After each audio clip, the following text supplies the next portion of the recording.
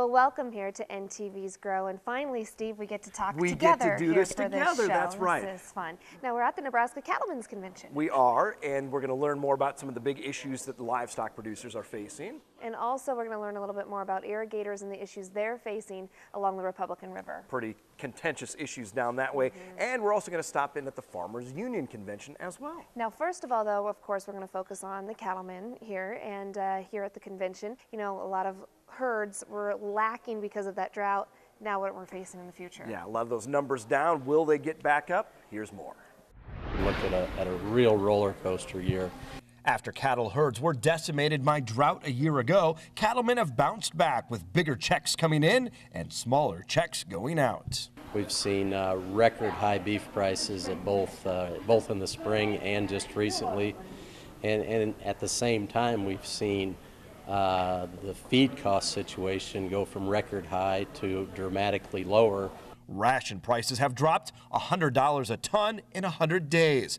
But cattlemen say their optimism starts with the much-needed rainfall we received. And after 2012, we need that. We've had that. The subsoil moisture isn't there, but nonetheless, people can have grass, we can have crops, and we've got optimism. And so hopefully we have a few more years to get that moisture profile back. But as the Nebraska Cattlemen celebrate their 125th anniversary, the biggest challenges may be at home. There's confusion over organic meat, which studies show isn't any healthier. That's our problem. We've done a terrible job of communicating how we raise beef and the nutritional value of beef, and that's something we're going to have to turn around. Quality and price are the top factors at the supermarket, but more consumers question environmental practices. Cattlemen say they've got to tell their side of the story. What we do every day so they understand. We can't put that to rest. We've got to be active in that to help people understand the value of the beef industry and producers. A new slaughterhouse operation will open in northwest Nebraska. Open range beef will open at the former Local Pride plant in Gordon. The Local Pride operation closed because of legal and financial problems tied to its sister facility, egg reprocessor Slaughterhouse in Postville, Iowa, after an immigration raid. The top executive at the Iowa plant was sentenced to 27 years for financial fraud. Now, irrigators have really been worried about their future along the Republican River. Down there, they've been in a legal battle between Kansas and the Nebraska side for quite a while. NTV's Alyssa Willard has a story.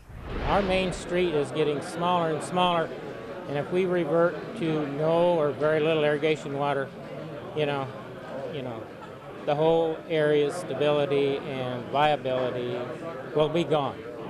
Strong words of concern from area Cambridge farmer Neil Reynolds during the Frenchman-Cambridge Irrigation District's water users meeting. Communities in the area took a drastic hit during the 2013 irrigation season due to the compact call, which allocated water to some surface water farmers and none to others.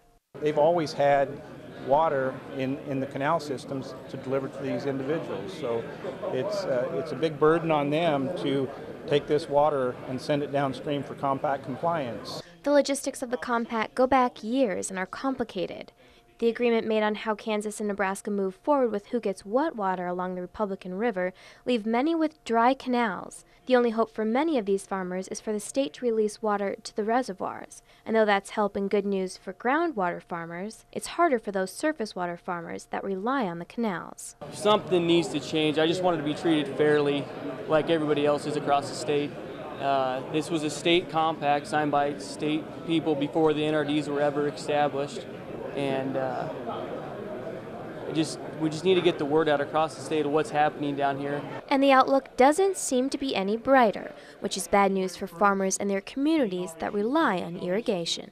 We're looking at no irrigation on all 4 canals.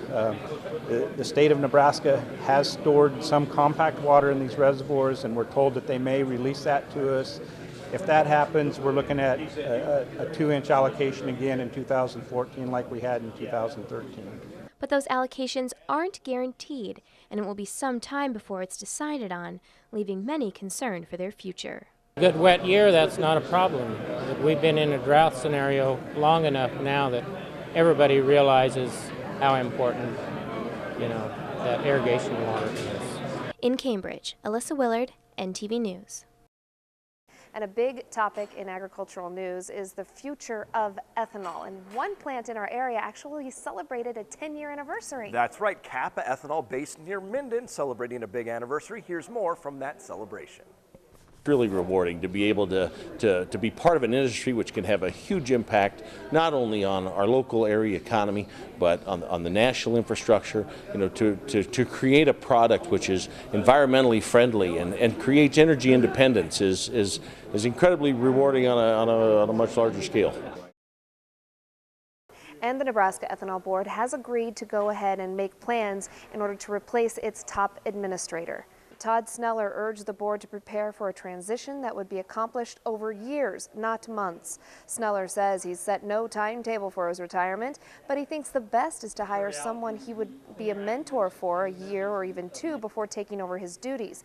Board members agreed they should hold a special meeting or retreat early next year to discuss the long-range change in leadership. And supporters of ethanol take their fight to Washington after a big change was announced with the EPA. Okay. The Environmental Protection Agency announced last week that they are proposing to set the requirements for renewable fuel use in 2014 at lower levels than required by the law. In fact, it would be almost 1.4 billion gallons lower for corn ethanol. That will have a profound impact, we believe, on opportunities to encourage additional ethanol investment and additional biofuels investment. We also think it'll have an adverse impact on the ag economy of Nebraska. This week also marked the 100th anniversary of Nebraska Farmers Union as they held their convention in Grand Island. I think we need to have a choice about what we eat. From small organic farms like this to large modern corn and livestock operations, Nebraska Farmers Union says there's a place for both. If you're a family farmer, whether you're big, whether you're small, whether you're conventional, whether you're organic or sustainable or niche market, whatever it is that you're doing, our tent is big enough to welcome you in. Nebraska Farmers Union celebrates 100 years. We have helped pioneer and drive the modern ethanol industry, the modern wind industry. When an organization's been around 100 years, you've really got to marvel that they've been able to survive, continue to move forward, continue to think about the future. The American farmer is getting older, but Farmers Union says its ranks are growing younger because of those embracing alternative crops and organics. The fastest growing share of our membership right now around the country is in this very segment of agriculture. You can spot them by their facial hair, urbanites who've joined the state's second oldest farm organization. I wanted to understand better where my food was coming from, the conditions that the animals, that the proteins were raised in, and then if my food was sprayed or if it's not sprayed with pesticides and herbicides. We think that some of the challenges of having all that diversity is also a strength, and that is that we get to have the kinds of conversations we have at convention so that we can sit down and hear each other. Much more still to come, including our Farm Family of the Month later in the show. And of course, a tax proposal set forth by the Farm Bureau, and we have the Part 3 discussion of that series coming up after the break.